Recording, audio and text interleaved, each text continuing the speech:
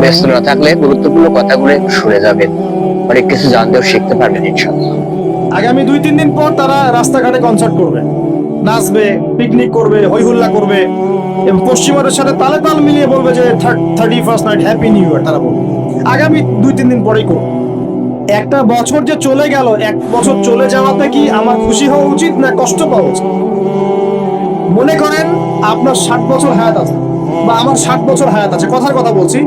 এখন এক একটা বছর যে চলে যাচ্ছে, আমি কি মৃত্যুর দিকে একটু একটু করে আগাচ্ছি না? আপনি আগাচ্ছেন না কি ভাই?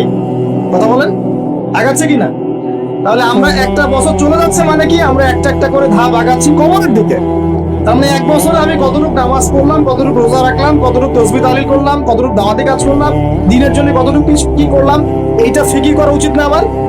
আমার জীবন থেকে 1 বছর চলে গেল মানে আমি কবরের দিকে এক ধাপ এগিয়ে গেলাম। এখন এগিয়ে যাওয়ার খুশিতে আপনি আজকে উৎসব পালন করছেন। আস্তাগফিরুল্লাহ, কি বুদ্ধি মাথায় দেখেন। জীবন থেকে 1 বছর হায়াত কেটে পড়ে গেল, এটাতে সে খুশি হয়েছে এবং খুশি হয়ে সে উৎসব পালন করছে, কনসার্ট করছে, ঢাকঢোল পিটাচ্ছে, পিকনিক করছে।